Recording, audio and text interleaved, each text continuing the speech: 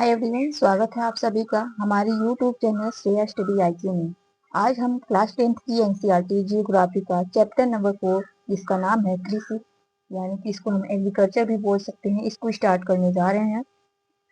जैसा कि आप जानते हैं कि हमारा जो भारत देश है वह किसानों का देश के नाम से जाना जाता है, क्योंकि जो भारत की जनसंख्या है, लगभग भारत की 2/3 जो जनसंख्या है वह कृषि कार्यों पे ही निर्भर है।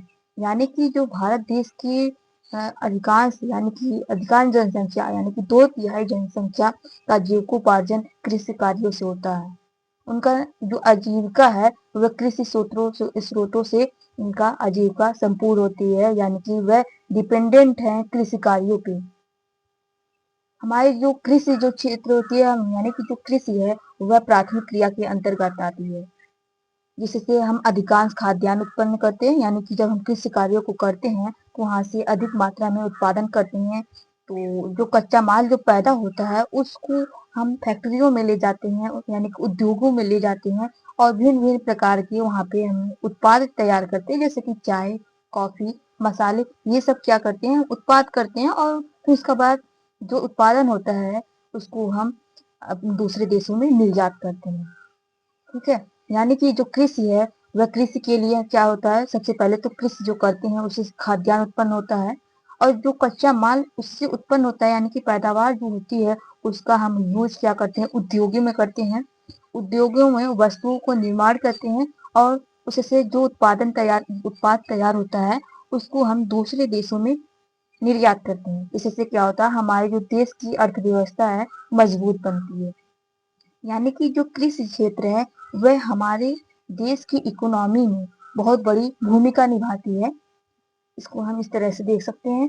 उसके बाद यहाँ पे एक चीज पूछा गया है कि कृषिगत कच्चे माल पर आधारित कुछ उद्योगों के नाम आप बता सकते हैं। तो ऐसा आप नाम बता सकते हैं जो कि यहाँ पे आप इस फैक्ट को मेंस वाले क्वेश्चन में यहाँ पे कोट कर सकते हैं। ठीक है, इसके बाद हमने देख लिया कि कृषि की क्या भूमिका है हमारे देश में। इसके बाद हमें देखना होगा कि कृषि के क्या क्या प्रकार हैं यहाँ पे। तो जैसा कि आप जानते हैं कि हमारे जो देश है, प्राचीन आर्थिक क्रिया कृषि से ही होती चली आ रही है। वर्तमान समय में भी देखें तो हमारे भारत देश की अधिकांश जनसंख्या कृषि पर ही डिपेंडेंट है। लेकिन ये जो कृषि होती है, यानी जो हम फसल का उत्पादन करते हैं, फसलों को बोते हैं, वह भिन्न भिन्न तरीके से हो सकती है। तो कृषि के प्रकार क्या है, तो सबसे पहले हमें देखना होगा कि कृषि के प्रकार में तो पहला आता है प्रारंभिक जीविका निर्वाह कृषि। अब ये क्या है, तो यहाँ पे यह एक प्रकार की ऐसी कृषि है जहाँ पे परिवार केवल अपने भरण पोषण पोषण के लिए करते हैं, यानी कि उनका पेट भर जाए, उनका जीवन अच्छे से चल सके, यहीं तक सीमित होता है।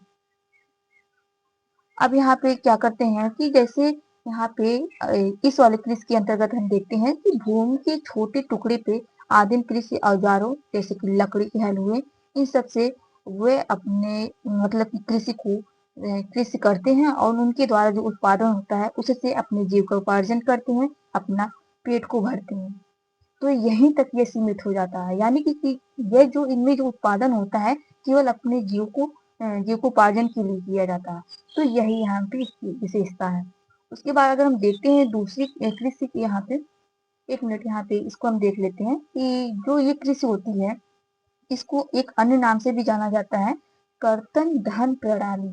ठीक है, इसको इंग्लिश में स्लैश एंड बर्न के नाम से जानते हैं। ठीक है, तो यह क्या होता है कि बेसिकली जब किसान लोग होते हैं, जब खेती करते हैं, तो पहले तो हमारे जो कुछ लोग होते हैं वे कृषि जो जंगल होते हैं उनमें जंगलों को काटते हैं, वहां पे जो घास फूस होती है उसको साफ करते हैं, वहां पे कृषि करते हैं।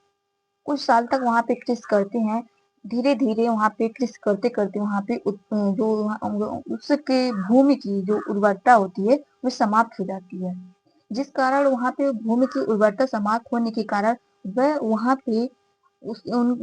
पे उत्पादन करने की बजाय या फिर उन भूमि को उर्वर बनाने की बजाय वहां से उस भूमि को छोड़ के दूसरे भूमि की तरफ स्थानांतरित हो जाते हैं और दूसरे स्थान पे वहां पे जाते हैं, घास फूस को जलाकर फिर से वहां पे खेती करने लगते हैं। तो इस प्रकार की यही यहाँ पे गतिविधियां इस कृषि के अंतर्गत पाई जाती हैं। एग्जाम्पल के रूप में आप देखते हैं तो इस जो निर्वाह वाली कृषि होती है, इसको अन्य अन्य क्षेत्रों में भिन्न भिन्न नाम से जाना जाता है। जैसे जो हमारा उत्तरी पूर्वी राज्य है, जैसे कि असम हुआ, मेघालय, मिजोरम, नागालैंड, इस वाले क्षेत्रों में इस कृषि को झूम कृषि के नाम से भी जाना जाता है। ये बहुत इंपॉर्टेंट हो जाता है, परीक्षाओं में पूछ लिया जाता है कि झूम कृषि को अन्य किस नाम से जाना जाता है, तो निर्वात कृषि के नाम से भी जाना जाता है, ठीक है, स्लैश एंड बर्न के नाम से भी जाना जाता है। तो ये सब अलग अलग क्षेत्रों में अलग अलग इसके नाम होते हैं, तो इसको जानना आवश्यक हो जाता है। उसके बाद हम देखते हैं मणिपुर में जो पामलू इसको नाम जाना जाता है। छत्तीसगढ़ के बस्तर जिले में और अंडमान निकोबार द्वीप समूह में इनको दीपा के नाम से जाना जाता है, यानी कि ये जो कृषि है वहां पे दीपा के नाम से जाना जाता है। अभी झूम कृषि क्या होती है? झूम कृषि को हम दहन कर्तन एवं दहन प्रणाली, जैसे कि अभी हमने ऊपर बताया, स्लैश एंड बर्न के नाम से जाना जाता है। और इस कृषि को मैक्सिको और मध्य अमेरिका में मिल्पा के नाम से जाना जाता है, ठीक है। वेनेजुएला में कोनको, ब्राजील में रूका और मध्य अफ्रीका में मसूली, इंडोनेशिया में लदांग, वियतनाम में जे के नाम से जाना जाता है। यानी कि ये जो चीज हम बता रहे हैं, ये क्या है? इसी कृषि का नाम है। यानी कि जो निर्वाह कृषि है, जो अपने जीविकोपार्जन के लिए, जो परिवार अपने जीविकोपार्जन के लिए कृषि करते हैं छोटे स्थानों में, वही अलग अलग क्षेत्रों में अलग अलग नाम से जाना जाता है।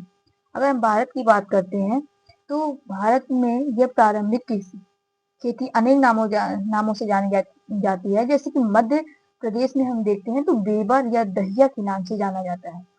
आंध्र प्रदेश में पोरू के नाम से या पेंडा के नाम से जाना जाता है। उड़ीसा में पामाडाबी के नाम से या फिर कोमान या फिर वरीगा के नाम से जाना जाता है। पश्चिमी घाट में कुमारी, दक्षिण पूर्वी स्थान में वालरे और वाल्टेयर और हिमालयी क्षेत्र में खील, झारखंड में पूर्वा और उत्तर पूर्वी प्रदेशों में झूम कृषि के नाम से जाना जाता है। तो यह पॉइंट ध्यान रखने लायक है, क्योंकि यहाँ से प्रीलिम्स में क्वेश्चन पूछ लिया जाता है। अब यहाँ पे देखिए स्लैश एंड बर्न क्या होता है, जो कि अभी हमने बता दिया कि वही जो खेत में जो घास फूस होती है उसको जलाते हैं, उसको साफ करते हैं और वहां पे कृषि कार्यों को करते हैं। और उर्वरता अगर वहां उस मिट्टी की खत्म हो जाती है तो वो दूसरे क्षेत्रों में पलायन कर जाते हैं और वहां पे अपनी कृषि को करते हैं। यही होता है स्लैश एंड बर्न कृषि। अब उसके बाद दूसरा कृषि के प्रकार के अंतर्गत आता है गहन जीविका कृषि। अब ये कैसा है, मतलब कि यह क्या होता है, तो यह हमें जानना होगा। तो जैसे कि कुछ ऐसे क्षेत्र है जहाँ पे जनसंख्या दबाव अधिक है, यानी कि जनसंख्या अधिक है और जो कृषि के लिए भूमि है वह बहुत कम है।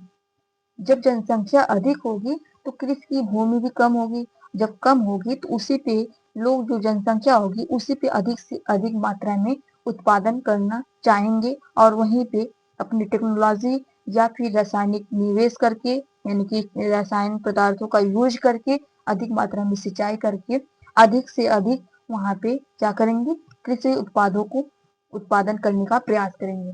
यही होता है गहन जीविका कृषि, यानी कि छोटी एरिया में ही अधिक से अधिक उत्पादन करना, अधिक से अधिक उत्पादन करना। तो यही होता है गहन जीविका कृषि। उसके बाद देखते हैं कि भूमि स्वामित्व में विरासत के अधिकार के कारण पीढ़ी दर पीढ़ी जोतों का आकार छोटा हो रहा है। जैसे कि अगर मान लेते हैं कि इतना क्षेत्र हमें मिला है जहाँ पे जनसंख्या भी अधिक है और यहाँ पे हमें कृषि करने के लिए, यानी कि खेती करने के लिए केवल इतना ही क्षेत्र है, और हमारी अगली पीढ़ी आती है तो यहाँ पे दो भागों में बढ़ जाती है, दो बच्चे हैं तो दो भागों में बढ़ गई, तो ये जो क्षेत्र है ये क्षेत्र छोटा हो जाता है, ठीक है। अब जहाँ पे हम कृषि इतने क्षेत्रों में करते थे, अब वह दो भागों में बढ़ के इतना आधा आधा हो गई। फिर आगे चल के उनकी पीढ़ी आती है, उसके बाद ये 4 या 6 या 8 भागों में होती है, बढ़ जाती है। यानी कि आगे चलते चलते यह जो खेत का जो यानी कि जोत है, यानी कि जो खेत है, वह जो इसका आकार है वह छोटा होता चला जाता है। तो यहाँ पे कृषि करने लायक और भी समस्या उत्पन्न हो जाती है, यानी कि यहाँ पे जो सीमित भूमि होने के कारण पैदावार भी बहुत कम हो जाती है। तो यानी कि यहाँ पे लोगों का यानी कि जनसंख्या का बहुत अधिक दबाव होता है और यहाँ पे अधिक से अधिक लोग उत्पादन करने के लिए रसायनों का यूज करते हैं, अधिक मात्रा में सिंचाई करते हैं। तो यहाँ पे इसको देखा जा सकता है इस प्रकार से। इसके बाद आता है वाणिज्यिक कृषि। अब यह क्या होता है? तो बेसिकली यहाँ पे जो कृषि की जाती है, ये केवल अपने जीविकोपार्जन के लिए ना होकर यह बाजारों में बेचने के लिए होती है, यानी कि अधिक से अधिक लाभ कमाने के लिए होती है। तो यहाँ पे इस प्रकार की खेती करने के लिए जब हमारा ये उद्देश्य है कि हमें अधिक से अधिक लाभ कमाना है, तो उसी प्रकार हम निवेश भी तो करेंगे उसमें, जिससे पैदावार अच्छी हो। हम अच्छे बीजों को लगाएंगे, रासायनिक उर्वरकों कीटनाशकों का समय समय पे ध्यान देंगे और जो आधुनिक यंत्र है उनसे यूज करेंगे, ताकि हमारी जो कृषि है, जो फसल उत्पादन है, वह अधिक से अधिक मात्रा में हो, जिससे हमें लाभ हो। एग्जाम्पल के रूप में आप देखिए, उदाहरण के लिए जो हरियाणा और पंजाब वाला जो क्षेत्र है, जो हरियाणा और पंजाब वाला क्षेत्र है, यहाँ पे चावल अधिक मात्रा में उगाया जाता है। बड़े बड़े फार्म लगाए जाते हैं यहाँ पे, तो यहाँ पे उत्पादन किया जाता है। परंतु जो उड़ीसा वाला क्षेत्र है, केवल वहाँ पे चावल का जो उत्पादन होता है, वे सिर्फ अपने पेट भरने के लिए करते हैं, मतलब कि स्वयं के जीविका के लिए करते हैं। उनका उद्देश्य बेचना नहीं होता या फिर आर्थिक लाभ कमाना नहीं होता है। लेकिन हरियाणा और पंजाब की बात करते हैं, तो यहाँ पे लोग अधिक से अधिक उत्पादन करते हैं चावल की, जिससे उन्हें आर्थिक लाभ हो सके। यही है यहाँ यही है वाणिज्यिक कृषि। इसके बाद आता है हमारा रोपड़ कृषि। अब यह क्या होता है? तो रोपड़ कृषि भी एक वाणिज्यिक कृषि के अंतर्गत ही आती है, क्योंकि यहाँ पे भी लोग आर्थिक लाभ कमाने के लिए इस कृषि का प्रयोग करते हैं। तो इस कृषि के अंतर्गत खेत जो होते लंबे चौड़े होते हैं, यहाँ पे एक ही फसल लगाई जाती है और बहुत बड़ी मात्रा में लगाई जाती है, जिस कारण इसको हम यहाँ से वाणिज्यिक खेती के नाम से हम इसको जानते हैं। जो रोपड़ कृषि होती है, वह उद्योग कृषि के बीच एक अंतरापृष्ठ होते हैं।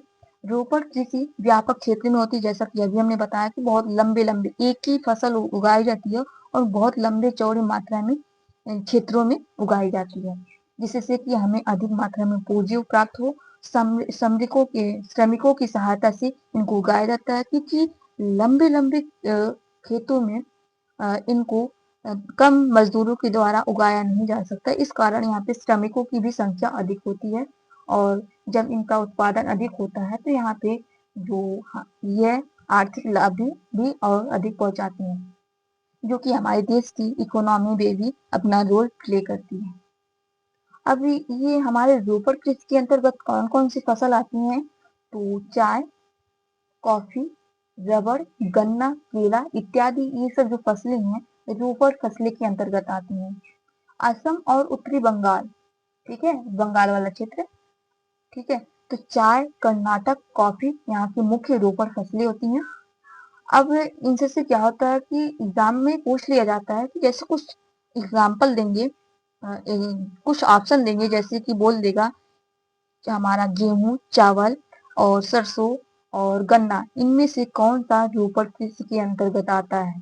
तो आपको बताना होगा जो गन्ना है वो रोपड़ कृषि के अंतर्गत आता है। तो यानी कि इस प्रकार से यहाँ पे क्वेश्चन बन जाते हैं, इसको आप ध्यान रखिएगा।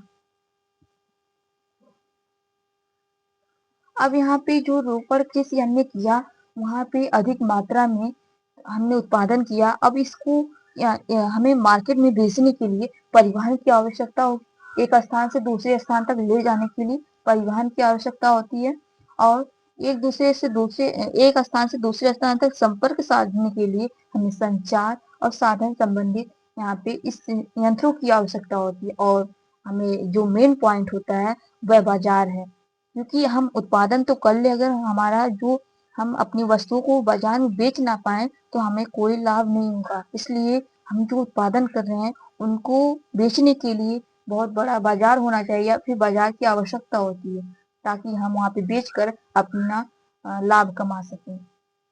इसके बाद आता है सस्य प्रारूप। अब ये क्या होता है?